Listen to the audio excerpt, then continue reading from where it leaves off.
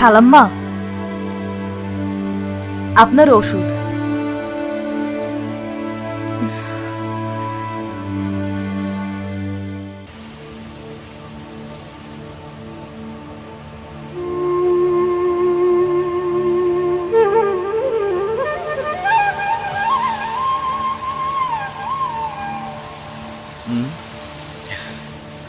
শুভ ভাই,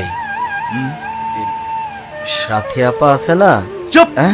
ওর কথা বলবি না বলছি না? বলছিলাম কি, সাথী আপা তো কিছু খায় দেয় নাই। চুপ, একদম চুপ।